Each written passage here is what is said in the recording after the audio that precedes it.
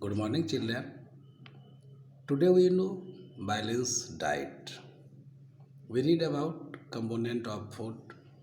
We know food had 5 components, and today we know about a balanced diet. To keep healthy, one needs all the nutrients in optimum quantity. स्वस्थ रहने के लिए हर एक को चाहिए सारे पोषक तत्व उचित मात्रा में मिले। Only one kind of food can not provide all the nutrients. एक प्रकार का भोजन सारे पोषक तत्व नहीं प्रदान कर सकता है। If we eat only junk food such as burger and cold drinks then very surely we may get fats and sugar but not other nutrients. अगर हम लोग केवल जंक फूड और खाते हैं जैसे बर्गर और कोल्ड ड्रिंक्स, तो इसमें ये पक्का है कि केवल हमारे शरीर में वसा और चीनी ही केवल जा रहा है और दूसरा कोई भी पोषक तत्व नहीं जा रहा है। This can lead to obesity and diabetes और हार्ट प्रॉब्लम। ये हमारे शरीर में दो बीमारियों को बढ़ाता है, एक ओबेसिटी और दूसरा हार्ट प्रॉब्लम, हृदय रोग। A diet that contains all the essential nutrients in correct proportions required for our body is known as balanced diet. वो भोजन जिसमें सारे पोषक तत्व उचित मात्रा में जो हमारा शरीर चाहता है उतना मौजूद हो, उसे हम लोग संतुलित आहार कहते हैं। ए balance diet should contain the followings. Balance diet में क्या क्या मौजूद रहता है? तो 3 तरह के भोजन मौजूद रहते हैं: energy giving food, body building food और प्रोटेक्टिव फूड। तो energy giving food, the food which is rich in carbohydrate and fat provide energy to our body. वैसा भोजन जिस भोजन में कार्बोहाइड्रेट और फैट ज़्यादा मात्रा में हो और हमारे शरीर को वो प्रदान करता हो, वैसे भोजन को हम लोग एनर्जी गिविंग फूड कहते हैं, ऊर्जा देने वाला भोजन कहते हैं। Body building food, protein contents in our food help our body to grow. हमारे भोजन में जो प्रोटीन मौजूद रहता है वो हमारे शरीर को बढ़ने में, विकास करने में मदद करता है, इसलिए प्रोटीन को बॉडी बिल्डिंग फूड, शरीर बनाने वाला भोजन बोला जाता है।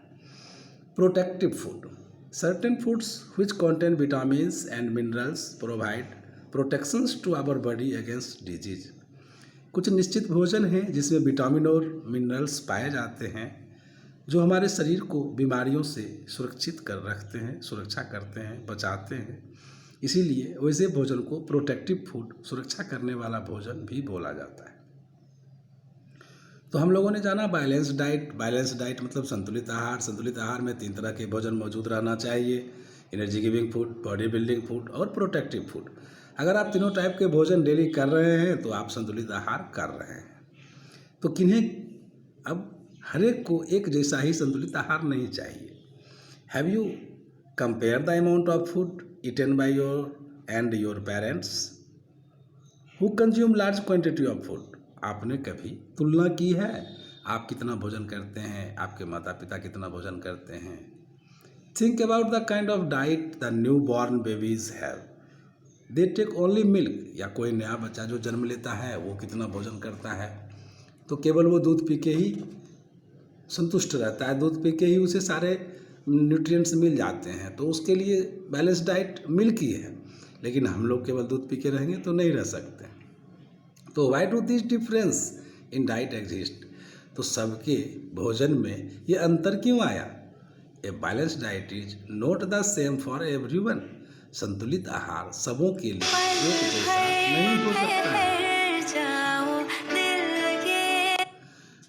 It depend on climate, age, sex, health and the type of nature of work that one does.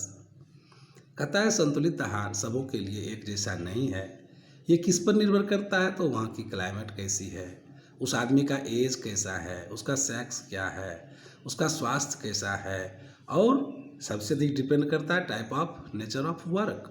वो काम कैसा करता है, जैसा काम करता है उस टाइप का उसका भोजन होगा। दैट वन डन्स, देखिए, they a hard working labour need more energy which he can get by eating more fat and carbohydrate। जो कठिन मेहनत करने वाले हैं, जो ज़्यादा परिश्रम करने वाले लेबर हैं, बोरा उठाने वाले हैं, कुल्हाड़ी चलाने वाले हैं, कुदाल चलाने वाले हैं, जो जिनमें ज़्यादा मेहनत लगता है, बोरा उठाने वाले, तो जो कठिन मेहनत करते हैं उनको ज़्यादा भोजन चाहिए जिसमें कार्बोहाइड्रेट और फैट मौजूद रहता है, क्योंकि उनसे उनको एनर्जी ज़्यादा मिलेगी। A child grow very rapidly, बच्चा बहुत तेजी से बढ़ता है। For this reason he needs more and more protein in his diet, इसके लिए उसे क्या चाहिए, अधिक से अधिक प्रोटीन उनके भोजन में चाहिए। A person doing a table work needs less energy than a labour, और जो आदमी कम मेहनत करता है उसे कम एनर्जी वाला भोजन भी चाहिए। अब जो टेबल पे बैठ के काम करते हैं, जो ऑफिस में काम करते हैं, उन्हें जो बाहर मजदूर काम करते हैं उनके बनिस्पत जो सड़क पे मजदूर काम करते हैं उनके बनिस्पत कम एनर्जी वाला भोजन भी चलेगा। A person recovering from long illness needs more protein rich food, और वैसा आदमी जो लंबी बीमारी से उठा है उसे अधिक प्रोटीन वाला भोजन चाहिए।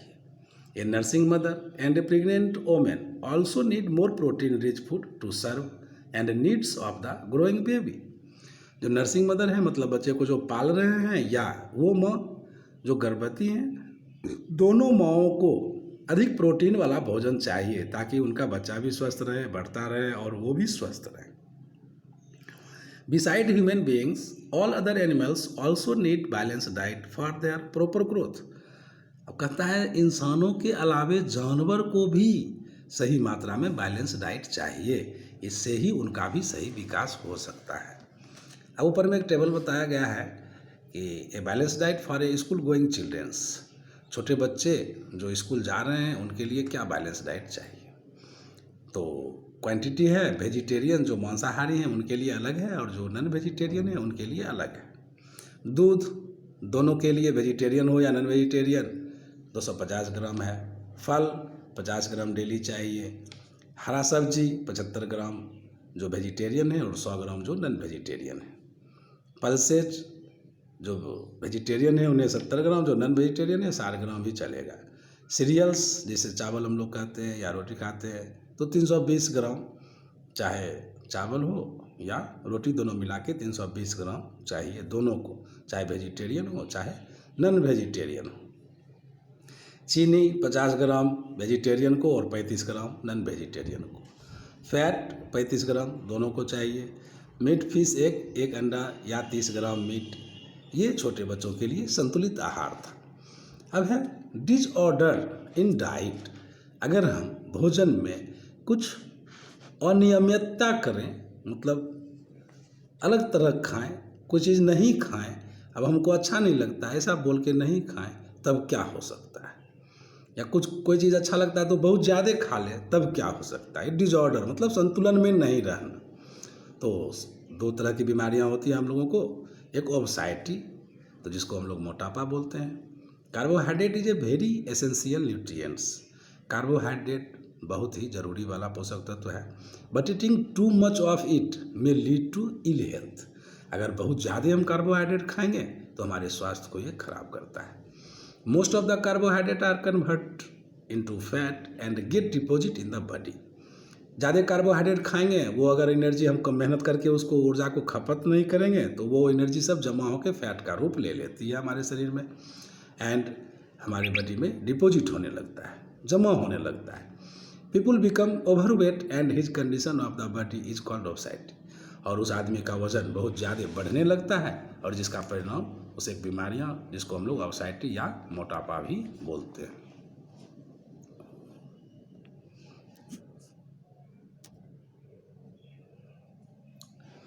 उसके बाद आता है माल न्यूट्रिशन, मतलब पोषक तत्व की कमी। माल न्यूट्रिशन